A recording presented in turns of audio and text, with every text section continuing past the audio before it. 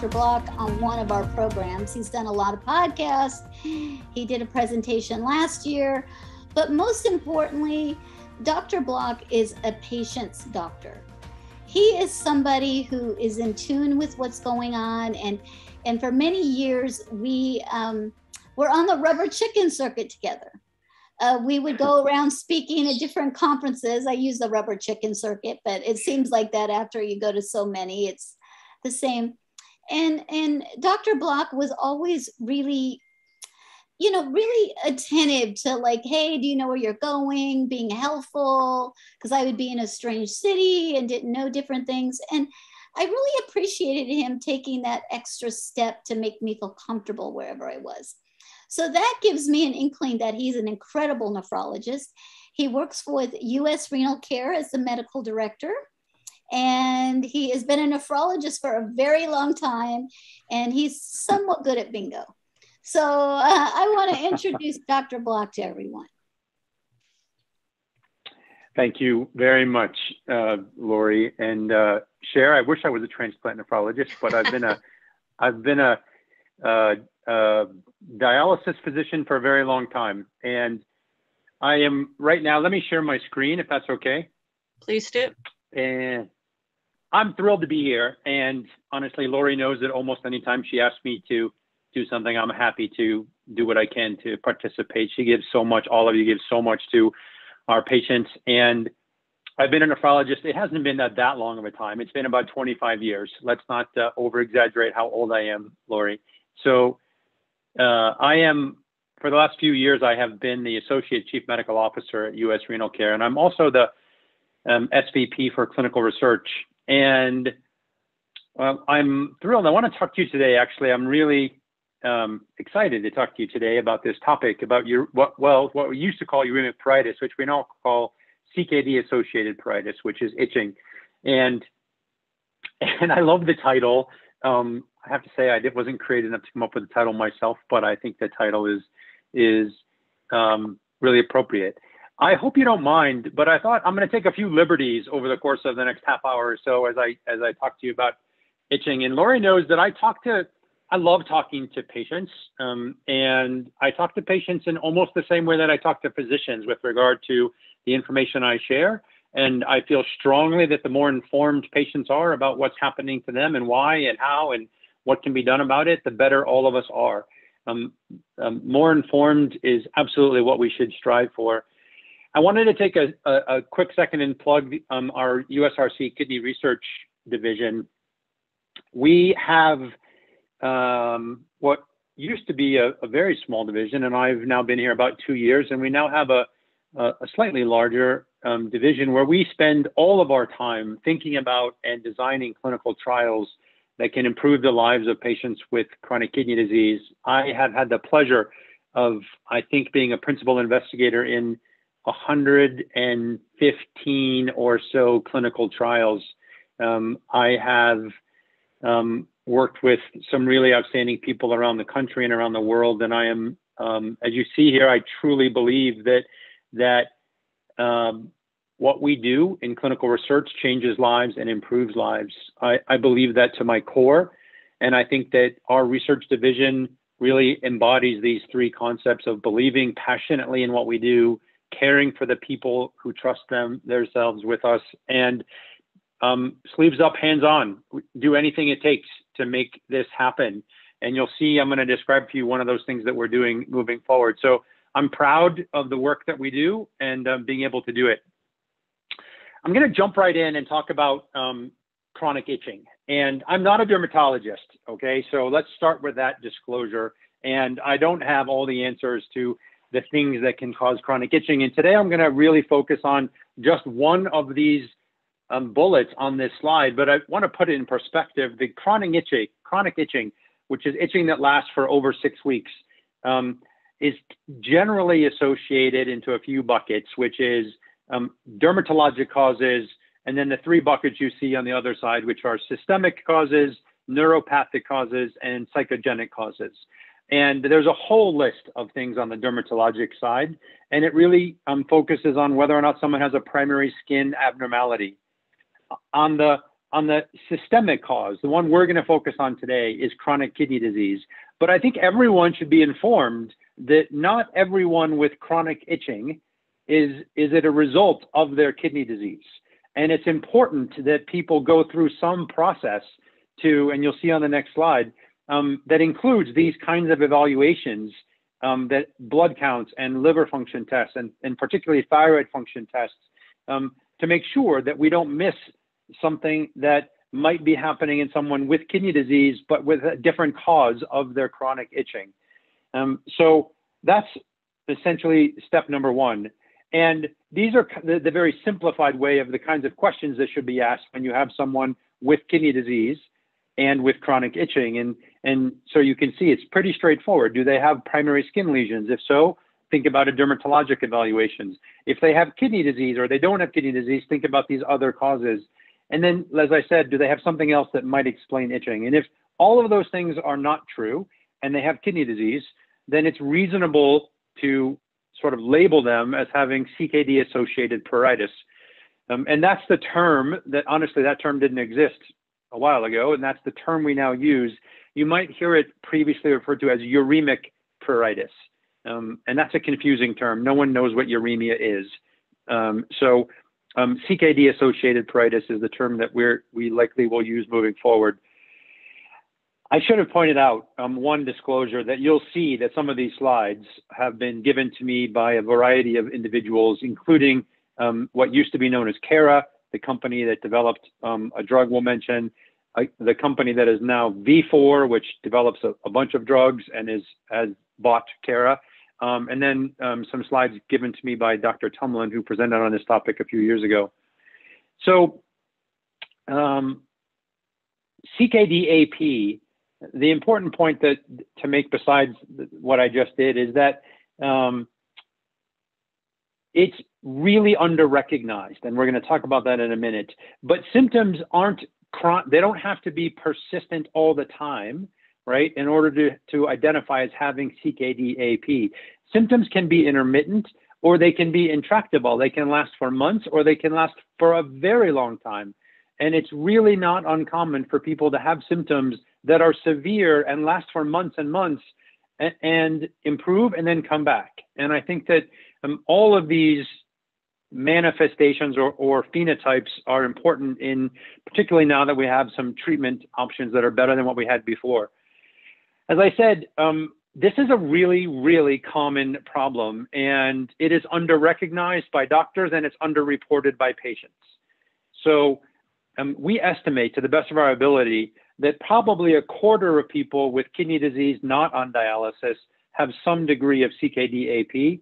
And while that number of 60 to 70% on the right-hand side who are on dialysis likely have some level of CKD-AP, it's at least 30 to 40% who have moderate to severe CKD-AP. So we are talking about literally hundreds of thousands of people that have this disorder, for which it can be debilitating, and not just on a quality of life, as I'll show you, but in many important ways. So it's very common, it's underreported, and it has a lot of ways that it presents, and I'll show you a few pictures. And for those of you who have been on dialysis, you may be quite familiar with these sort of skin manifestations. We see this kind of excoriations really commonly in our patients on dialysis if you look for them, right? If you don't ever look at someone's leg, you're never going to see these kinds of excoriations, or on their back or their arms. And in particular, we know they don't volunteer them frequently. If you scratch a particular area long enough, you can get these nodules, right? And these nodules are not a primary skin lesion. They're a secondary response of the hyperkeratosis, the hypertrophy that happens to skin cells in the context of chronic itching. And then, of course, you can see these, all too common on people on dialysis. If you lift up their shirt in the back and you take a look, which doesn't happen often enough. There's unfortunately not a ton of privacy, as you all know, in the dialysis center, and so sometimes physical exams are not performed as often as I would like. But these things are common. One really interesting component, I participated in this study of itching several years ago. And this was published, I guess it's been 10 years ago, to Lori's point about how old I am. We did a really interesting study looking at trying to describe itching in dialysis patients. And we gave them blank figures like this. And we asked them to draw where they had their most severe itching.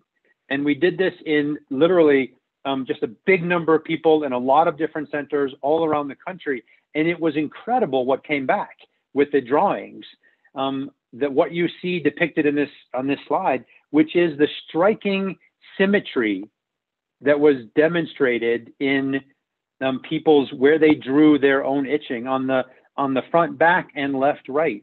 And now we know, and you'll see in just a few slides, we know this is because this follows the pathways that are present for neurons, for where your nerves travel, are symmetric. And it turns out their overlap between pain and itching is really complicated and very clear. And so I thought this was really just a really remarkable demonstration of if you actually talk to our patients and you ask them to show you where it is they're having their symptoms over hundreds of people in multiple locations, this is what we see, a striking bilateral symmetrical result. Now, unfortunately, if you ask dialysis patients, this is not the same trial, this is a different trial, but if you ask people, who do they tell about their itching? And why or why not do they tell anyone about their itching? These are the kinds of things that you see. People had no idea that their itching was related to their kidney disease. People had no idea that there were things that we could do to help make them feel better, or people just accepted that this was part of how bad they should feel when they had kidney disease. And then, unfortunately, I think really commonly is a lack of being comfortable with talking to the doctor, or the doctors feeling comfortable prompting them for asking these questions. And I think up until now, that really had to do with, for many doctors, a lack of available treatment options. As you'll see, we just didn't have great therapy to offer. And it's really challenging as a physician to confront situations that you can't make better, even though, we should. And so I think many doctors choose not to. They choose not to step into that uncomfortable discussion where patients tell them they have a symptom and the doctor doesn't have a easy solution for them. And unfortunately, there are some people who trivialize the impact on their lives that it has for patients. And that's unfortunate. As you'll see, it has a tremendous impact on the quality of life for our patients. When they do report it, I think it's interesting, it is not the kidney doctor who they tell, right? It is either the nurse or someone in the dialysis unit or their primary care doctor who they might feel has more empathy or ability to step in and intervene. As you see on the far right-hand side, a third of the time they don't tell anyone, they just suffer. And you'll hear that as a common thing throughout my presentation. I think this is the most painful part of this to me, is that patients feel like they have no hope. And I'm glad to say that we actually do have some reason to hope now, or offer some hope. When you ask the question, well, why do people with kidney disease itch, right? What you're probably familiar with is the upper left-hand box, right? Which is everyone wants to blame some abnormality related to uremia per se, which is either accumulation of unknown toxins, or the most common thing that you'll hear is abnormalities in calcium, phosphorus, PTH, and magnesium. Everyone seems to believe strongly. It's one of those fixed beliefs in people that this is an abnormality in calcium, phosphorus, and PTH. I'll talk about that more in just a second. The other three boxes, however, have received far less attention, that it has to do with some abnormality in peripheral nerve function, or that it has some abnormality in immune system regulation. And importantly, relevant to what we're going to talk about therapy-wise, it's really clear now that the pathogenesis of this itching is related to an imbalance in endogenous opioid regulation. And I don't mean to get into a great level of detail, but there are two essential kinds of opioid receptors. Again, I don't expect you to remember the name, but one of them stimulates itching. One of them actually reduces itching. And the kappa is what reduces itching, and the mu receptor is what stimulates itching. So when you take an opioid, honestly, you're likely, patients get itching, right? I don't know if any of you have ever been on narcotics, but when I had my knee replaced, I can tell you I took one and I got intense itching from the narcotic. So mu activation causes itching, kappa activation reduces itching. And I'm going to take the podium discretion, Lori. You probably knew this would come. I'm going to talk 4 slides. I'm going to digress. I think only 4 slides. I'm going to digress, but it relates to this concept of phosphate and itching. Actually, it relates to phosphate more than itching. And I want to shout out something we're doing at USRC Kidney Research that I think is important for all of you, for all patients with kidney disease. Let me start with something that I think you know, but I'll put front and center. When you look at the relationship between phosphate and the phosphate regulating hormone, FGF23, in people with chronic kidney disease who are not on dialysis, okay, what we see is a very striking relationship. On the left-hand side of your screen is longevity. And this is a big number of people who are not on dialysis, and having a phosphate either in target or below target was associated with the best outcome. And on the right-hand side, you look at this is the relationship between the phosphate regulating hormone called FGF23 and the risk of having a CHF event. And this is in a very big CRIC study, nearly 4,000 patients. And what you can see on the left is that those Q1, Q2, Q3, Q4, these are how high is your phosphate regulating hormone. And the higher that hormone goes, the more likely you are to have an incident with heart failure. So it's really clear, at least to me, that phosphate and its regulation is involved in how well people do with chronic kidney disease. And so we had a simple idea years ago where we said, hey, maybe giving something that's related to phosphate and phosphate regulating hormone could improve outcomes in CKD. And so we had some hypotheses that we know that those abnormalities are associated with risk. We know that anemia is a risk multiplier. All of you know that in terms of chronic kidney disease. We know that iron deficiency is common. We know that it's really difficult to distinguish uremic symptoms versus symptoms of anemia because they overlap considerably. People feel bad when they're anemic, and they feel bad when they have toxins building up in their blood. And we also know that the period of transition to dialysis is really challenging. So we did a study where we took 200 patients and we gave half of them a fixed dose of ferric citrate, which is a medicine to lower phosphate, but we didn't care what their phosphate was. And it also is an iron, so it repletes iron and treats anemia, but we didn't care what those looked like when they started. And what we showed in that pilot work was that we were able to significantly reduce phosphate. We could reduce FGF23. We could make hemoglobin better. We could make iron stores better. We could reduce how much EPO they needed, how much iron they needed. And then really importantly, we could reduce how much time they spend in the hospital, and we could reduce the time to dialysis. We could improve it, prolong the time to dialysis. All of those things really powerfully important. And what you see on this slide from that paper, which we published 2 years ago, on the left-hand side are the obvious differences in those important outcomes of starting dialysis or going in the hospital. And the people who got ferric citrate did much better. So this is just a fixed dose of a ferric citrate pill. So what we're doing now is honestly creating a completely new paradigm of how to study this. We're a dialysis organization, but more than that, we're a kidney care organization. And so I've designed a trial, which we call Frontier, and I'm acting as the sponsor investigator at the FDA.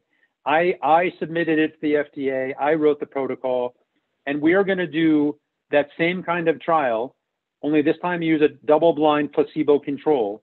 And we've made it really pragmatic so that patients don't have to come to see their doctor any more often than they would, and they don't have to get any more blood work than they otherwise would. They just have to go see their doctor.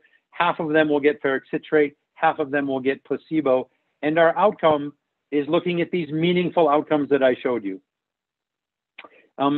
We believe that these patient-centered outcomes are what we should be studying. We're using a drug that's approved. We have to stop studying surrogate outcomes of labs and start treating actual people, right? And make them better. And we're using an approved drug with a really known safety profile, and we've done it in a pragmatic way. And we're doing a grassroots effort to make this happen. So I just wanted to take a plug, I think it was 4 slides, and tell you that we continue to push that envelope to try and improve outcomes. And while phosphate, I don't think has really much to do with itching, it does have a lot to do with how patients with kidney disease do. All right, so I'm gonna get back on topic, I promise. So the pathways that underlie itching are interesting and complicated, as you can imagine. And I think this figure from a New England Journal paper a few years ago is really outstanding in its simplicity. Let me just tell you that what I think is the most important thing for you all to sort of think about is that your skin has these nerve fibers, these little tiny nerve fibers, some of which are triggered by histamine, but most of which are not, okay? And so whatever that trigger is for itch, okay, only a small component of that response is mediated through these histamine sensitive neurons, and the others they both travel together, right? And itching, as you can see, sort of branches off and actually can cause inflammation. So the signal that comes from these neurons, those neuropeptides, can actually then stimulate the blood vessels to cause an inflammatory response in the skin. And that's how you end up with these nodules that are markers of inflammation. And then those pain fibers then go to your spinal cord, and they go to a particular part of your spinal cord. They cross over, actually, and they go to the brain, and they produce a very complex response in the brain that involves how it feels, how we process that feeling, our emotions. So itching is really complicated in how it imprints on your brain, and it overlaps a lot with pain. And it's interesting because it turns out that pain, if you stimulate pain fibers in the skin, you reduce itching, all right? That's likely because of an effect on endogenous opioids being able to act through this kappa receptor and suppress that painful, response. But pain, and you probably know this, right? If you're itching from a mosquito bite or something, that happened to you, and you push on that really hard right next to it, you temporarily can reduce the sensation of itch, right? And that's because pain takes away that itch sensation. Now, it turns out that it's not just that. It's that if you can activate those kappa receptors, which are not just on the nerve fibers, but they're on all those same inflammatory cells that are causing a problem. So the cells in the blood vessel that respond to those neuropeptides, the cells in your skin that affect inflammation, and the nerves themselves, they all have these kappa receptors, right? And if you can stimulate those kappa receptors, you can reduce the sensation of itch. You can reduce itching. I shouldn't say the sensation of it. You can reduce itching. So it's this really complex relationship between pain fibers and itch sensation that this new therapy is taking advantage of. And I'm going to get to it in just a second. I want to make sure I get through these slides. But this medicine is called Corsuva, and I'll talk about the trials in a second. But what's interesting is we think it works by stimulating these kappa receptors, but only in the periphery, only in the skin and the spinal cord. This medicine doesn't really cross the blood-brain barrier, which is excellent because it's when these opioid receptors get active in the blood, in the brain, right, where you end up with these unwanted side effects, like that sensation of dysphoria that you get with narcotics, or the somnolence that comes and the disordered breathing that comes with narcotics, right? Those come from a central effect of opioid receptors. And this medicine is essentially restricted to the periphery.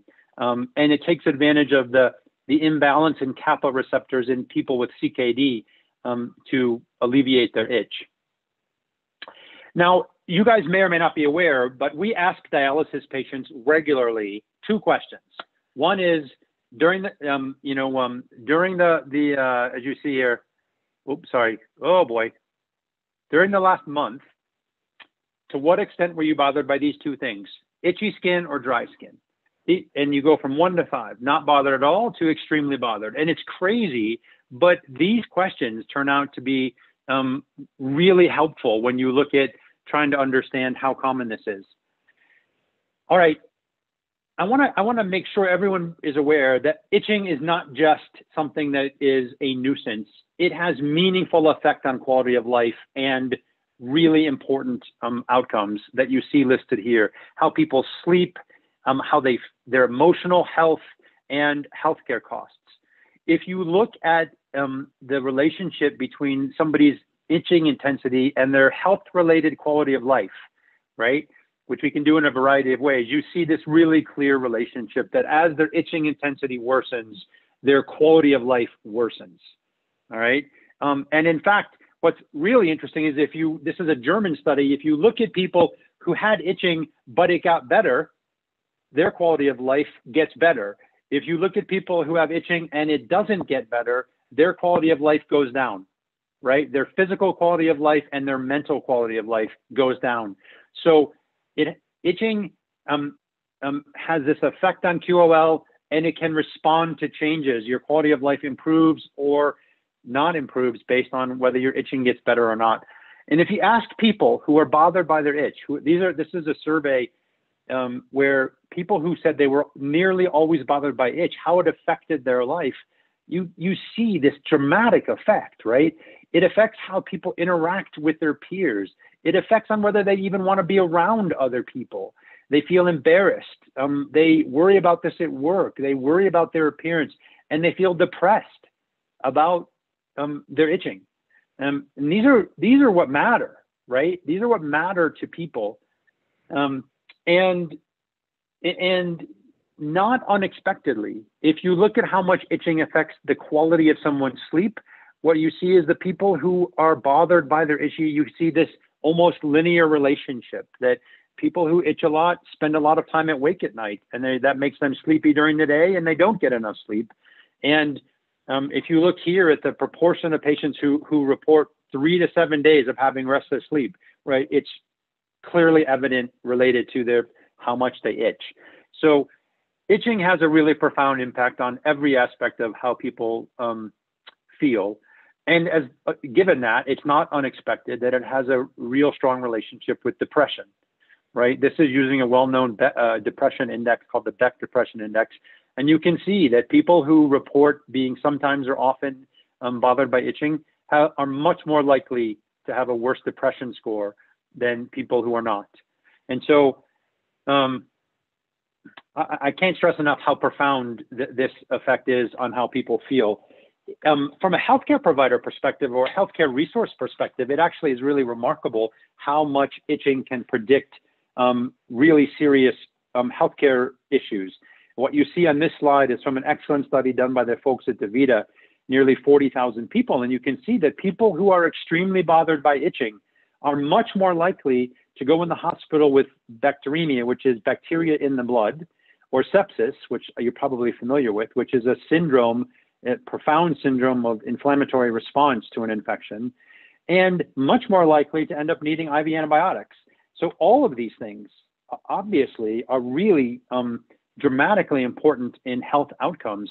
And as a result, not surprisingly, if you look, because of that, at just the left-hand side of this, and you look at how the relationship between itching and going in the hospital, it is striking how well it performs. So that people who begin to have some moderate or extremely bothered by itching, it predicts going in the hospital really well. So really important things. All right, so what can we do about this? The bottom line is, I think that right now, as you're probably aware, there's very limited data on high quality data on things that we can do. I'm not going to go through each of these. Let me tell you that if you're on dialysis, you should make sure you're getting adequate dialysis. And these issues of controlling calcium, phosphorus, magnesium, and PTH really aren't the issue. If they're really uncontrolled, they should be controlled, but that's generally not the issue. This third bullet is one I do want to point out, this topical treatment with high water concentration emollients. And I can say that, and you can say that, and you can read that, and then you can be like, I have no idea what that means, right? What does that actually mean? How do I go to the store and ask for a high water concentration emollient, right?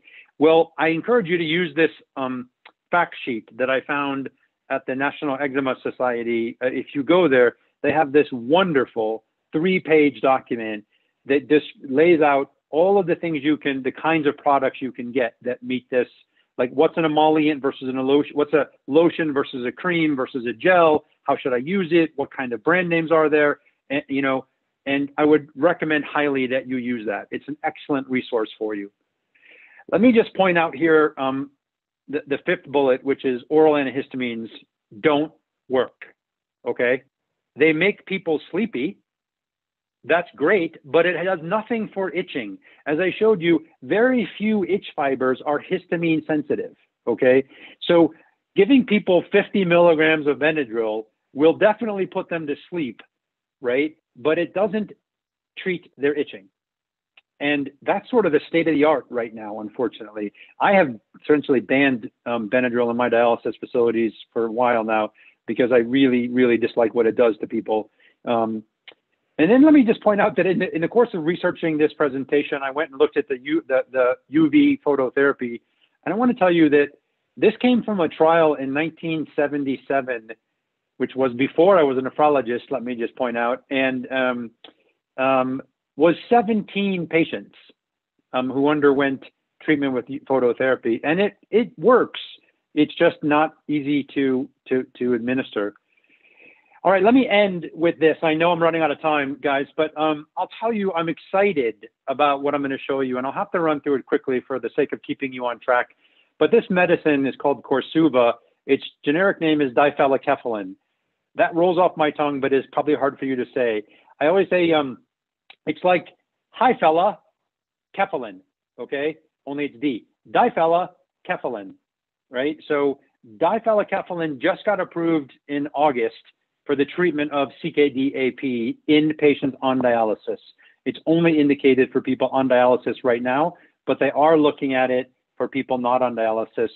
And they used a really, I just want to show you this endpoint. This called the worst itch numerical rating scale. It goes from 0 to 10. 0 is no itching. 10 is the worst itching you can possibly imagine. And if you look at the people who enrolled in the trials, their score was about 7. Okay, between 7 and 8, my recollection. Really bad itching, okay? And yeah, so I'm sorry, I didn't realize there was so right at this 7 level is where the people who went in these trials, and the trials were very similar. One in the US, one was global. Basically, people had a run-in period and they got randomized to get either the diphenylkephalin or placebo. They got it for 12 weeks. They get it each treatment. And then they were followed over a 52-week open label where everybody got medicine. And this slide just shows you, these on the left-hand side is how many people had a 3-point improvement out of the 10 scale, and how many on the right-hand side, how many had a 4-point improvement. So that's dramatic improvement. Let me just tell you, dramatic improvement in itching over the course of a very short period of time. And you can see it happens right away. Within 4 weeks, many, many people have had a dramatic improvement in their itching when they get this medicine. And if you look over time, this is wonderful. If you look then over time, the improvement just keeps getting better, right? So over the course of a year, the itching, this is using a slightly different scale, but the itching just keeps getting better over the course of the year. So it's effective, it happens quickly, and it continues to improve over time. And importantly, not only do the itching get better, with many people having complete resolution of their itching, sleep gets better, which is great, right? So again, taking this back to how people feel, their itching feels better and they're sleeping better, and we can believe this will translate to meaningful outcome differences. I want to end by showing you at least one. This is a warning on the medicine. I'm not going to go into detail. It's not my point to make it everything you need to know here. But these side effects are on the label, but they happen rarely, okay? And so they are important to understand for the doctor to know and for the patient to know, but they don't happen commonly. And in fact, when you look again at the overall side effect profile, it's really well tolerated. The reason we do placebo controls is evident here for all of you. When you look at, for example, something like a gait disturbance, which could be a consequence of an opioid agonist, you know, it happened 6.6% of the time in the people given difelikefalin, but it happened 5.4% of the time in people given placebo. All right. So the relative difference is about 1%.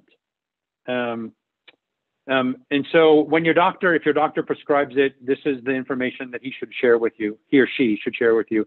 And then I hope everybody gets my little symbol here with the little TIE fighter from Star Wars and A New Hope.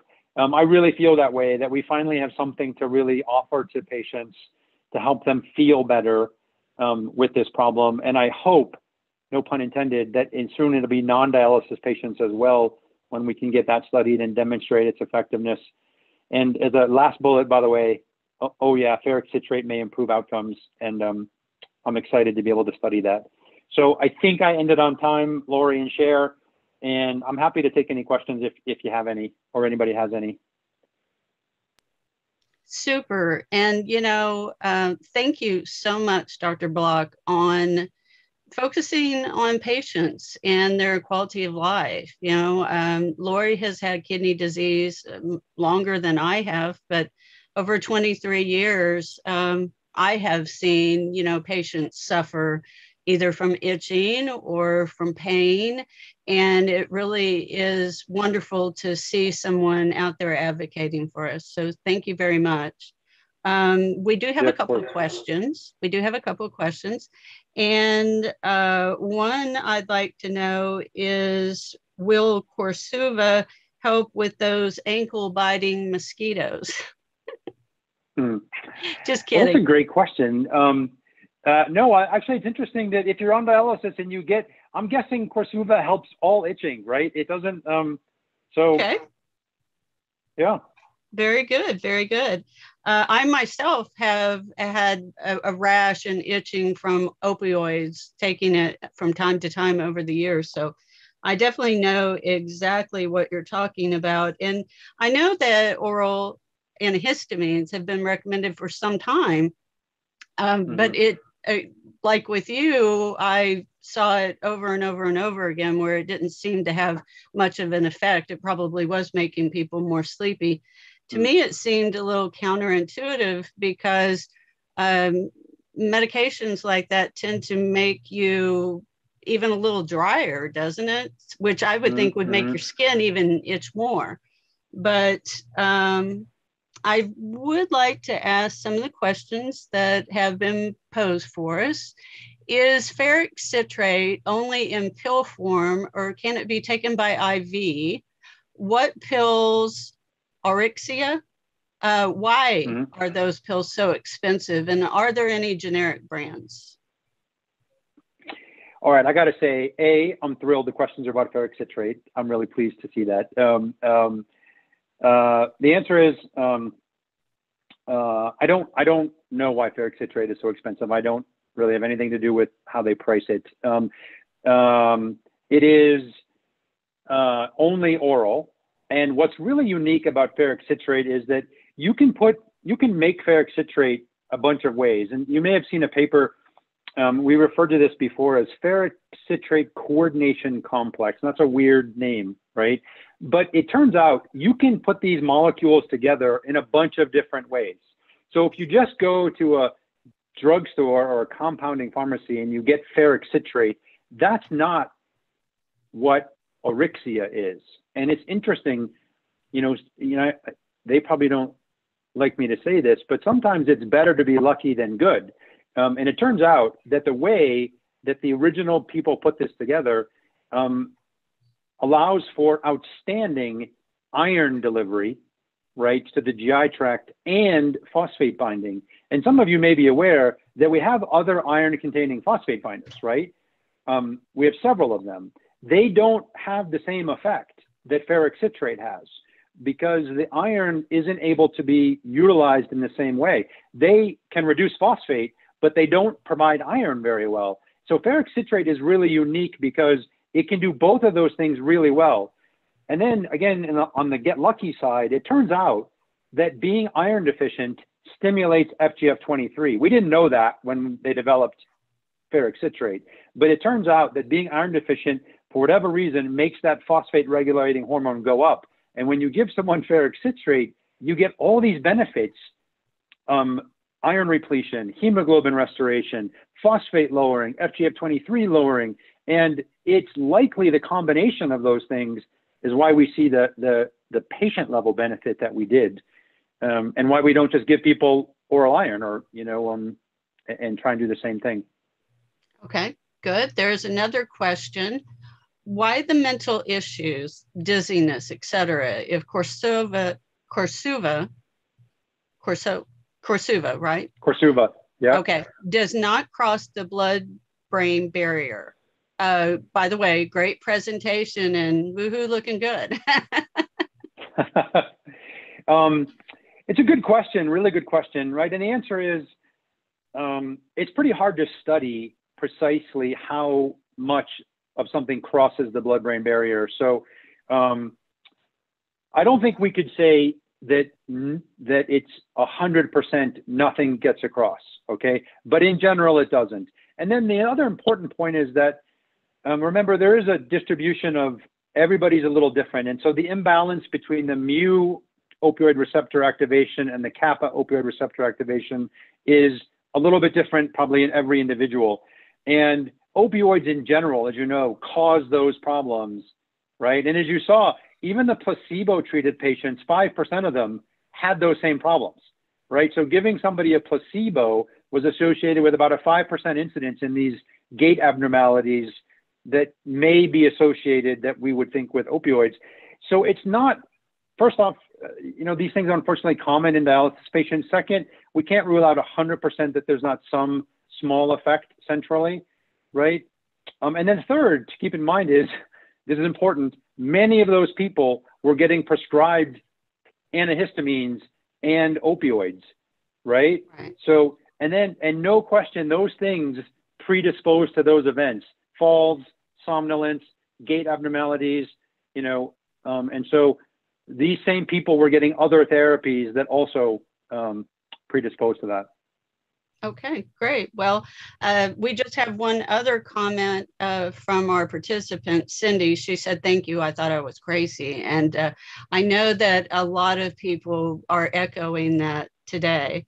I do have a personal question that I observed on one of your slides, and you tell me if I interpreted it correctly or not, but it did look like that itching was less with PD patients. Did I interpret that correctly off of the slide? Let me go back and see if I can pull up the slide that you're referring to. Okay. I don't actually think I have. Sorry, I'm just going back. Hemodialysis and PD. Yeah, it's a great question. I don't know the answer. I'll just be honest. I don't know the answer. That's okay. I would be surprised if it's substantially different because of the mechanism, right? Which is not really related to the calcium phosphorus, PTH thing. It's related to this peripheral nerve immune and opioid imbalance. So I would be surprised if it's substantially different. Now, I should tell you that Corsuva is not, we can't give it to PD patients, unfortunately, right? Because it's only IV right now. They don't have a sub-Q version or an oral version for us to administer. So we can only administer it to hemodialysis patients right now. Okay, very good. Well, thank you so much. Wonderful presentation. Absolutely. I know we all Thank you, everybody. It. Yeah, I'm happy to help in any way I can. Take care, everyone. Bye-bye. And a shout out to our corporate mission partners for making this happen.